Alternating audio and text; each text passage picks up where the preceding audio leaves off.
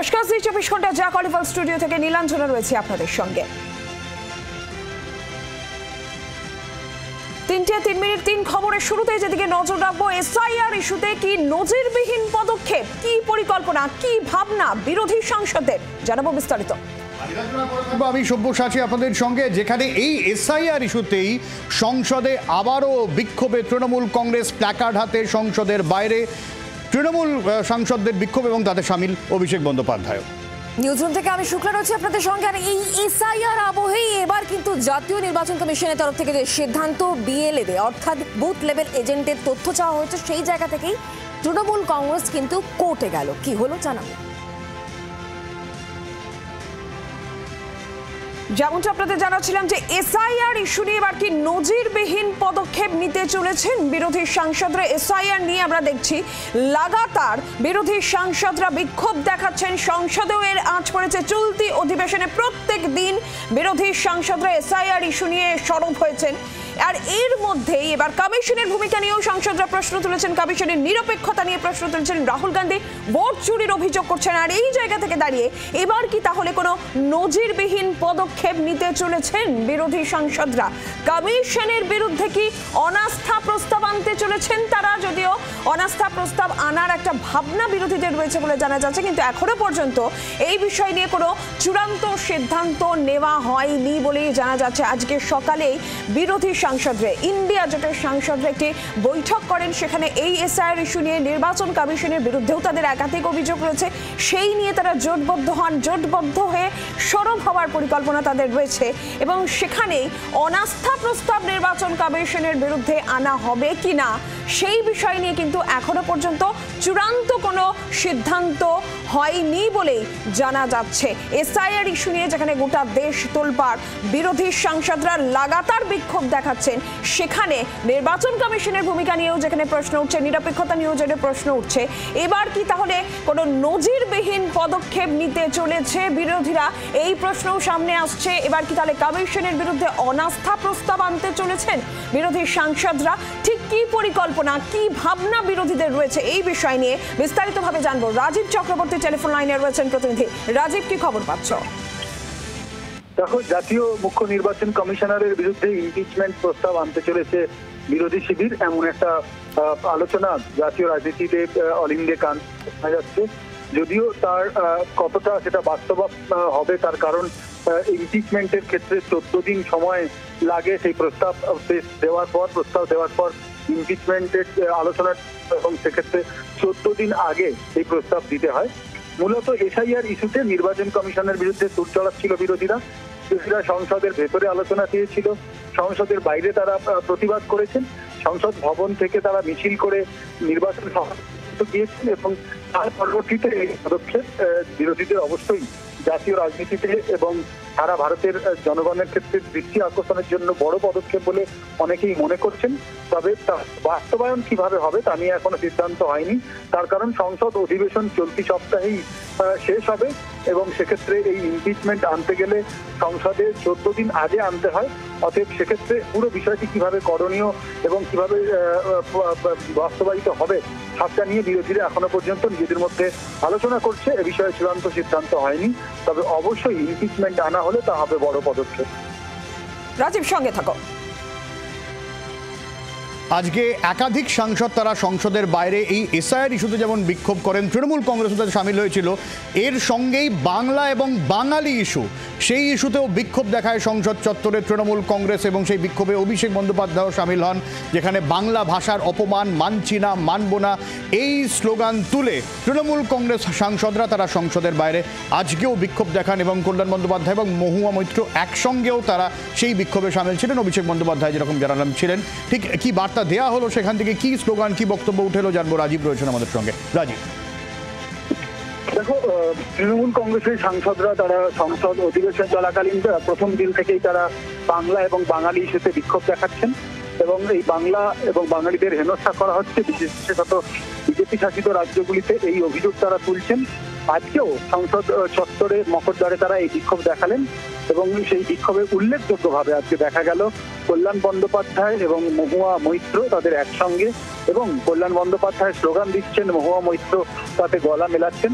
রাজনীতির যারা বিশেষজ্ঞ তারা বলছেন যে অভিষেক বন্দ্যোপাধ্যায় তৃণমূল কংগ্রেসের লোকসভার দলনেতা হওয়ার পর থেকে কড়া বার্তা তিনি দিয়েছেন, দলের মধ্যে বিরোধ রাখা চলবে না এবং একে অপরের বিরুদ্ধে বক্তব্য পেশ করা চলবে না, এবং একেবারেই দলের নেতাদের যারা সাংসদ রয়েছেন তাদের সহযোগিতা করে চলতে হবে। পুরো বিষয়টি তিনি স্পষ্ট বার্তা দিয়েছেন, আর সেই বার্তা মেনেই কিন্তু আজকে কল্যাণ বন্দ্যোপাধ্যায় এবং মহুয়া মৈত্রদের আজকে এক ছাতার তলায় দেখা গেল, এবং কল্যাণ বন্দ্যোপাধ্যায়কে অনেকদিন পরে আবারও দেখা গেল স্বমহিমায় তিনি স্লোগান দিলেন এবং তিনি কার্যত নেতৃত্ব দিলেন। অনেক ধন্যবাদ রাজীব। আর এই কল্যাণ বন্দ্যোপাধ্যায় এই বাঙালি ভাষা এবং বাঙালিদের উপরে অপমান নিয়ে ঠিক কি বলেছেন একবার শোনাই আপনাদের। কল্যাণ বন্দ্যোপাধ্যায়ের বক্তব্য। বাংলা ভাষাকে যেভাবে অপমান করা হচ্ছে সারা ভারতবর্ষে, যেখানে যেখানে বিজেপি রাজ্য আছে সেই সমস্ত বিজেপি রাজ্যে বাঙালিদের যেভাবে অ্যারেস্ট করা হচ্ছে এবং বাঙালিদের যেভাবে জেলে ঢুকিয়ে দেওয়া হচ্ছে এবং বলা হচ্ছে বাংলা ভাষা কোনো ভাষাই নয়, আমরা তার বিরুদ্ধে প্রতিবাদ করছি। আর যেরকম শুরুতেই বললাম, একই সঙ্গে তৃণমূল কংগ্রেস এসআইআর ইস্যুতেও আজকে প্রতিবাদে সামিল হয়েছেন। তারাও বিরোধী জোটের সঙ্গে সুরের সুর মিলিয়ে সোচ্চার হয়েছেন। সেই ইস্যুতেও তাদের হাতে প্ল্যাকার্ড ছিল, স্লোগান ছিল। এই নিয়ে কল্যাণ বন্দ্যোপাধ্যায় কি বলেছেন শুনুন। এসআইআরটা করতে পারে কি না করতে পারে সেটা তো এখন কোর্টের আওতায় রয়েছে, কিন্তু বিজেপি যেটা আজকে দেখতে হচ্ছে যে সেই বিজেপি তো বলেছিল না ইলেকশন কমিশন যা করছে তাই হচ্ছে, বিজেপির মুখে কেমন ঝামা ঘষা দিয়েছে সুপ্রিম কোর্ট, আধার কার্ডও নিতে হচ্ছে, এপিক কার্ডও নিতে হচ্ছে। আর এই এসআইআর আবহে দেখা যাচ্ছে কিন্তু জাতীয় নির্বাচন কমিশনের বিরুদ্ধে এবার হাইকোর্টে দ্বারস্থ হয়েছে তৃণমূল কংগ্রেস। কারণ জাতীয় নির্বাচন কমিশনের যে সিদ্ধান্ত, যেখানে বিএলএ বুথ লেভেল এজেন্টের তথ্য চাওয়া হচ্ছে, সেই জায়গা থেকেই এবার আদালতে দ্বারস্থ রাজ্যের শাসক দল তৃণমূল কংগ্রেস। তৃণমূল কংগ্রেসের যে বক্তব্য যে ভোটে এখনো কিন্তু বেশ কয়েক মাস বাকি রয়েছে, তার আগে বুথ লেভেল এজেন্টের তথ্য কেন চাওয়া হচ্ছে, তার এখতিয়ার কি আদৌ কমিশনের রয়েছে, এই প্রশ্নগুলোকে সামনে রেখেই কিন্তু এবার আদালতে দ্বারস্থ হয়েছে তৃণমূল কংগ্রেস। তাদের প্রশ্ন একটাই, যে ক্ষেত্রে ভোট এখনো পর্যন্ত বাকি রয়েছে বেশ কয়েক মাস, তার আগে এত আগে থেকে বিএলএতে তথ্য কেন চাইছে কমিশন? কমিশনের কি সেই এখতিয়ার আছে? এই প্রশ্নই তোলা হয়েছে কিন্তু তৃণমূল কংগ্রেসের তরফ থেকে। এসআইআর নিয়ে এই মুহূর্তে যখন বিরোধীরা এক কাটা পশ্চিমবঙ্গে এসআইআর হবে এবং কবে হবে তা নিয়ে এখনো পর্যন্ত দিনক্ষণ চূড়ান্ত না হলেও, এই আবহে বিরোধীরা এক কাটা, এবং এই জায়গা থেকে জাতীয় নির্বাচন কমিশনের তরফ থেকে যে সিদ্ধান্ত নেওয়া হয়েছে যে বিএলএ অর্থাৎ বুথ লেভেল এজেন্টদের তথ্য চাওয়া হচ্ছে, আর সেই জায়গাতে তৃণমূল কংগ্রেসের আপত্তি, এবং তৃণমূল কংগ্রেস এবার গেল কলকাতা হাইকোর্টে এবং সেখানে প্রশ্ন, কমিশনের কি আদৌ এখতিয়ার রয়েছে বুথ লেভেল এজেন্টদের তথ্য চাওয়া নিয়েই তৃণমূল কংগ্রেসের এই গুরুত্বপূর্ণ প্রশ্ন, এবং তারা চাইছে যে এই বিষয়ে যাতে দ্রুত শুনানি হয়। যদিও দ্রুত শুনানির যে আবেদন তা কলকাতা হাইকোর্ট ফিরিয়ে দিয়েছে, এবং সেক্ষেত্রে বিচারপতি বেশ কিছু গুরুত্বপূর্ণ প্রশ্ন উত্থাপন করছেন যে শুধুমাত্র আপনাদেরই কি এক্ষেত্রে আপত্তি রয়েছে নাকি অন্যান্য রাজনৈতিক দলেরও এক্ষেত্রে আপত্তি রয়েছে, এই প্রসঙ্গ কিন্তু আনা হয়েছে। বুথ লেভেল এজেন্টদের যে তথ্য চাওয়া হয়েছে নির্বাচন কমিশনের তরফ থেকে, সেই জায়গাতেই কিন্তু শাসক দলের তরফ থেকে প্রসঙ্গ উত্থাপন করা হয়েছে যে এর এখতিয়ার আদৌ নির্বাচন কমিশনের রয়েছে কি না, দ্রুত এই বিষয়ে শুনানি করা হোক, এমনটাই কিন্তু বলা হচ্ছে। যদিও সেই আবেদন ইতিমধ্যেই কিন্তু ফিরিয়ে দেওয়া হচ্ছে। আর এই এসআইআর আবহে এটা কিন্তু অত্যন্ত গুরুত্বপূর্ণ হয়ে দাঁড়াচ্ছে বলেই মনে করা হচ্ছে। এসআইআর স্পেশাল ইন্টেন্সিভ রিভিশন নিয়ে এই মুহূর্তে বিরোধীরা এক কাট্টা। এই বিষয় নিয়ে আলোচনা হোক সংসদে, বহুবার তৃণমূল কংগ্রেসের নেতা নেত্রীরা উত্থাপন করেছেন, স্বয়ং অভিষেক বন্দ্যোপাধ্যায় এই বিষয়ে বলেছেন। আর এই জায়গা থেকে দাঁড়িয়েই নির্বাচন কমিশন, জাতীয় নির্বাচন কমিশনের তরফ থেকে কিন্তু গতকালই সাংবাদিক বৈঠক করে বলে দেওয়া হয়েছে একাধিক বিষয়ে, এবং পশ্চিমবঙ্গে কবে এসআইআর হবে এই প্রসঙ্গ যখন আসে তখন বলা হয় 3 কমিশনার একসঙ্গে বসে কিন্তু এই বিষয়ে সিদ্ধান্ত নেবে। আর সেই জায়গা থেকে বিএলএতে তথ্য চাওয়া হচ্ছে, আর সেখান থেকেই কিন্তু তৃণমূল কংগ্রেসের বক্তব্য এই বিষয়ে আদৌ নির্বাচন কমিশন এই তথ্য চাইতে পারে কিনা, এই এখতিয়ার তাদের আছে কিনা, এই প্রসঙ্গ কিন্তু ঘুরে ফিরে এসছে, এবং তৃণমূল কংগ্রেস সেই জায়গা থেকেই কিন্তু বারবার করে জানাচ্ছে যে এই বিষয়ে দ্রুত শুনানি হোক, যদিও সেই আবেদন ফিরিয়ে দেওয়া হচ্ছে। আর এবার যে খবরের দিকে নজর রাখতে হচ্ছে, 22 আগস্ট রাজ্যে আসছেন প্রধানমন্ত্রী নরেন্দ্র মোদী। সেক্ষেত্রে 3টি মেট্রো রুটের সম্প্রসারিত অংশের উদ্বোধন করবেন প্রধানমন্ত্রী।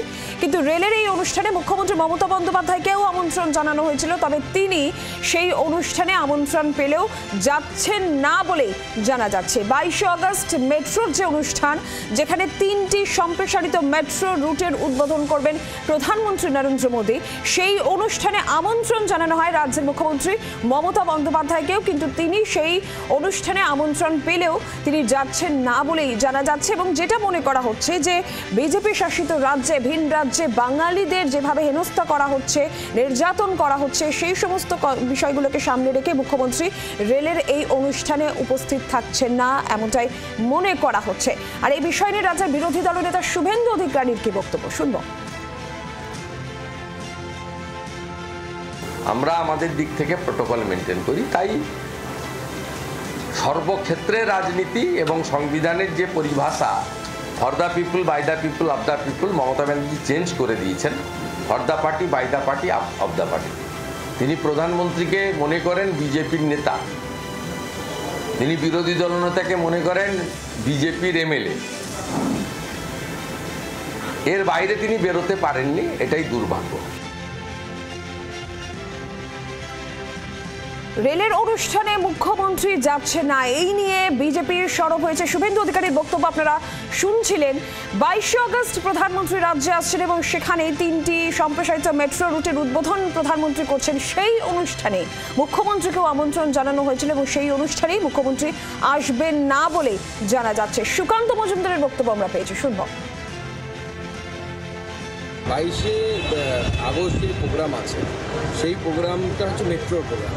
পশ্চিমবঙ্গ হচ্ছে একমাত্র জায়গা যেখানে মেট্রোতে 100% কন্ট্রিবিউশন হচ্ছে সেন্ট্রাল গভর্নমেন্টের রেল মিনিস্ট্রি, রাজ্য সরকারের কোনো কন্ট্রিবিউশন থাকে না। তারপরেও সেখানে মুখ্যমন্ত্রীকে আহ্বান জানানো হয়েছে, অথচ কিছুদিন আগে গরিবের বাড়ি এরকম একটা নাম দিয়ে মাননীয় মুখ্যমন্ত্রী নিউ টাউনে বাড়ি প্রকল্প উদ্বোধন করলেন, অথচ তার মধ্যে আমি হিসেব দিয়ে দেখিয়েছি ওর মধ্যে কেন্দ্রের টাকা আছে। প্রধানমন্ত্রীকে ডাকা হয়নি বা সম্পর্কিত মন্ত্রী তাকে ডাকা হয়নি। নয়া মেট্রো রুটের উদ্বোধন, 3টি সম্প্রসারিত মেট্রো রুটের উদ্বোধন করবেন প্রধানমন্ত্রী। রেলের এই অনুষ্ঠান এবং সেই অনুষ্ঠানে রাজ্যের মুখ্যমন্ত্রীকেও আমন্ত্রণ জানানো হয়েছিল, কিন্তু প্রধানমন্ত্রীর এই যে উদ্বোধনী অনুষ্ঠান, এই রেলের এই উদ্বোধনী অনুষ্ঠানে মুখ্যমন্ত্রী থাকছেন না, এই নিয়ে শুভেন্দু অধিকারী, সুকান্ত মজুমদাররা সরব হয়েছেন। পাল্টা তৃণমূল কংগ্রেস রাজ্যের শাসক দলের তরফ থেকে বা কি বলা হলো, জয়প্রকাশ মজুমদারের বক্তব্য শুনবো।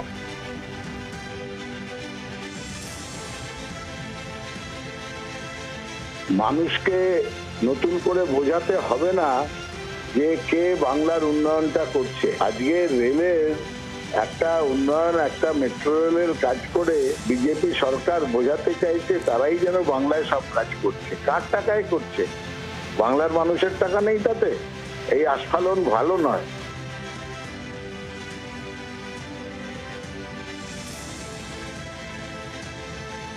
পরে খবর চোখ রাখবো। মধ্যমগ্রামে স্টেশন সংলগ্ন স্কুলের সামনে ব্যাগে বোমা ফেটে মৃত্যু।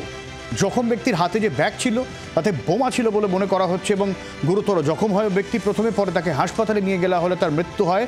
ওই ব্যক্তির ব্যাগে যে হাত ছিল সেখানে বিস্ফোরণ হয় এবং নিহত ব্যক্তি উত্তরপ্রদেশের বাসিন্দা। এখনো পর্যন্ত অনুমান করা হচ্ছে কম তীব্রতার আইইডি বিস্ফোরণ হলেও হয়ে থাকতে পারে, কিন্তু প্রশ্ন উঠছে যে কেউ এভাবে ব্যাগে আইডি জাতীয় বিস্ফোরক নিয়ে যাতায়াত করতে পারে এবং তাতে বিস্ফোরণ, সেই বিস্ফোরণে মৃত্যু, এবং বিস্ফোরণ হয়েছে কোথায়? স্টেশনের কাছে, এবং সেখানে তার পাশে একটা স্কুল ছিল তার কাছে, অর্থাৎ কতটা গুরুত্বপূর্ণ জায়গা ভাবুন। এখানেই প্রশ্ন উঠছে সাধারণ মানুষ কোথায় গিয়ে নিরাপদ বোধ করবে যেরকম যে কেউ ব্যাগে করে আইডি নিয়ে যাচ্ছে এবং তাতে বিস্ফোরণ, মৃত্যু।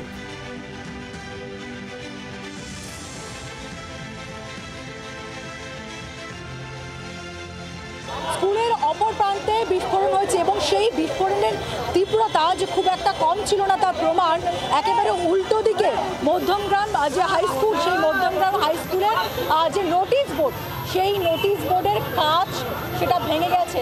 ফরেন্সিক বিশেষজ্ঞরা এসছেন, তারা নানান যে নমুনা সেটা সংগ্রহ করছেন এবং এই বিস্ফোরণটা ঠিক নির্দিষ্টভাবে কী ধরনের বিস্ফোরক থেকে হয়েছে, যেটা প্রাথমিক রূপে একটা আইইডি বিস্ফোরণ বলে মনে করা হচ্ছে, তার যে পার্টিকেলস রয়েছে সেগুলো তারা সংগ্রহ যদি কোনো রকম বিস্ফোরক থেকে থাকে তার কম্পোজিশন কি ছিল সেগুলো বোঝার চেষ্টা করছেন ফরেন্সিক বিশেষজ্ঞরা। ক্যামেরা পার্সন ফেলিক্সের সঙ্গে পিয়ালি মিত্র, জি24 ঘন্টা। ভাবুন একবার, স্কুল চত্বরেই বিস্ফোরণ বলা চলে, যেখানে স্কুলের নোটিশ বোর্ডের কাঁচ পর্যন্ত ভেঙে যাচ্ছে। কম তীব্রতার আইইডি বিস্ফোরণ বলে অনুমান, কিন্তু এই বিস্ফোরণ আরও বড় হতে পারত, আরও বড় বিপর্যয় হতেই পারত খুব স্বাভাবিকভাবে। স্থানীয় যারা তারা যথেষ্ট এটা নিয়ে উদ্বেগ প্রকাশ করেছেন, তারাও যথেষ্টই আতঙ্কিত। কি বলছেন তারা একবার শোনায়। যতদিন দোকানদারি করছি, এখানে 20-30 সাল হয়ে গেল দোকানদারি করছি, কোনোদিন এরকম শুনিও নি দেখিও নি। পাশেই স্কুল, আমরা তো এখান থেকে দোকান বন্ধ করতে করতে আমাদের 11:30-12টা বেজে যায়। এরকম ঘটনাটিতে আমাকে আতঙ্ক থাকতেই হবে সাথে। আমরা তো আজকে 82 সালে দোকান করতেছি, আমরা এরকম কোনোদিন দেখি নেই, এখানে কোনোদিন শুনি নাই। আমরা ছিলাম, আমাদের স্কুলের সামনে দোকান ছিল, তার ভেঙে দিয়ে তারপর যখন ব্রিজ হয় তখন আমাদের এখানে দোকান দেয়। একটা বড় ভয়ের কারণ হয়ে দাঁড়াইলো এখন। আমরা রাত পুজোর সময় রাত 12টা 1টা অবধি দোকান খোলা রাখি। এখানে মা ক্যান্টিনের খাবার দেয়, প্রচুর ভিড় হয়। তারপরে আপনার বাচ্চারা সবাই থাকে এখানটা, স্কুলের বাচ্চারা এখানটাই ওয়েট করে স্কুল ছুটির পরে। আর এটি কি বলছেন রাজ্যের বিরোধী দলনেতা শুভেন্দু অধিকারী, শুনুন। বর্ডার খোলা থাকলে তাই হবে তো। জাভেদ মুন্সিকে যদি কাশ্মীরের এসটিএফ ধরে ক্যানিং থেকে, আনসারুল বাংলার জঙ্গি সাদ শেখ হরিয়ারপাড়ার খাজেরি মাদ্রাসাতে ধরা পড়ে আসাম এসটিএফের এসে, এ তো যেখানে সেখানে আপনি পাবেন এবং যেখানে হাত লাগাবেন। খাগড়াগড়ের মতো কাণ্ড থেকে এরা কোনো শিক্ষাই নেয়নি। রাজ্যের মন্ত্রী সিদ্দিকুল্লাহ চৌধুরী খাগড়াগড় কাণ্ডে কেন তল্লাশি হয়েছিল এই প্রশ্ন তুলেছিলেন। সরকার যদি প্যাট্রোনাইজ করে এই ধরনের জঙ্গি সংগঠনগুলোকে, টেরারিস্ট গ্রুপকে, তার পরিণতি এটাই হয়। তাই হচ্ছে, আমরা কেউ পশ্চিমবঙ্গে সেফ নই। কেউ সেফ নয় পশ্চিমবঙ্গে, বলছেন বিরোধী দলনেতা। তৃণমূল কি বলছে জয়প্রকাশ মজুমদার, শুনুন। দুষ্কৃতকারীরা এভাবেই রিস্ক নিয়ে কাজ করে, কিন্তু সব থেকে বড় কথা যে সিকিউরিটি থাকার কথা। সাধারণভাবে রেল পুলিশ রেল চত্বরে, প্ল্যাটফর্মে, ট্রেনের মধ্যে তাদের দায়িত্ব হচ্ছে সিকিউরিটির দিকে নজর দেওয়া, সুরক্ষা, যাত্রী সুরক্ষা দেখা, কিন্তু সেগুলো ঠিকঠাক করছে না।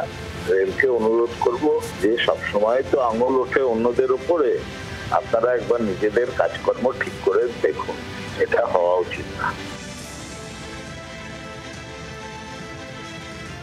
আর এবার নজর রাখতে হচ্ছে বীরভূমের দিকে, কারণ অনুব্রত মণ্ডল তিনি আজকে কিন্তু বোলপুর মহকুমা আদালতে আত্মসমর্পণ করেছেন। গত 30শে মে বোলপুর থানার আইসি লিটন হালদারকে যেভাবে কুকথা বলেছিলেন, সেই অডিও ভাইরাল হয়েছিল, যাকে কেন্দ্র করে রাজনৈতিক মহলে তোলপাড়। এবং সেই ঘটনার 3 মাস পর অনুব্রত মণ্ডল আজকে বোলপুর মহকুমা আদালতে গিয়ে আত্মসমর্পণ করেছেন এবং আজকেই বিচারক এই মামলার রায় জানাতে পারেন বলে খবর পাওয়া যাচ্ছে। এই বিষয়ে নিয়ে লেটেস্ট আপডেট জানাবেন প্রসেনজিৎ মালাকার এই মুহূর্তে আমাদের সঙ্গে রয়েছেন প্রতিনিধি টেলিফোন লাইনে। প্রসেনজিৎ, কি খবর পাচ্ছ? দেখো, প্রথমেই তোমাকে বলি যে অনুব্রতর কুকথা যে মামলা, সেই মামলার পরিপ্রেক্ষিতে পুলিশের তরফ থেকে একটি সুমুটো মামলা করা হয়েছিল এবং তার পরিপ্রেক্ষিতে আমরা দেখেছিলাম ইতিমধ্যেই তাকে বোলপুর যে মহকুমা পুলিশের দপ্তর রয়েছে সেখানে দেখেও তাকে জিজ্ঞাসাবাদ করা হয়।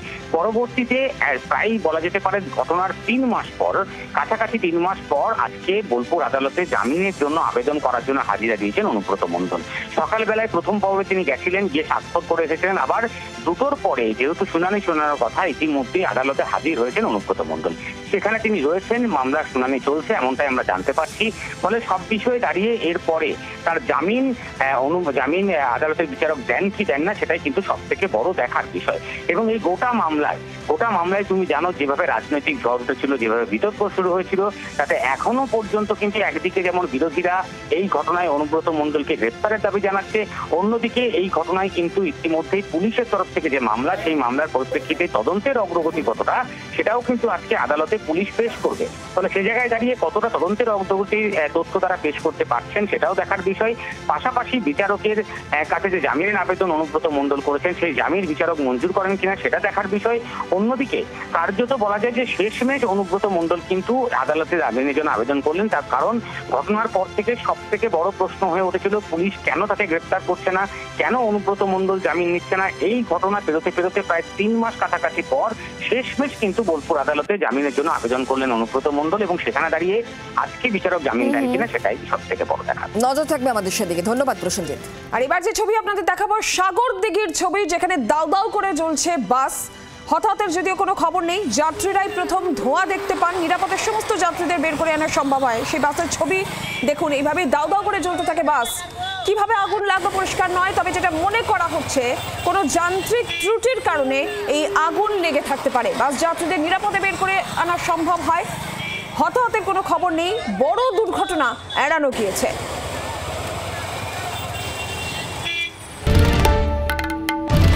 বাংলার আওয়াজ, বাঙালির আবেগ, জি 24 ঘন্টা।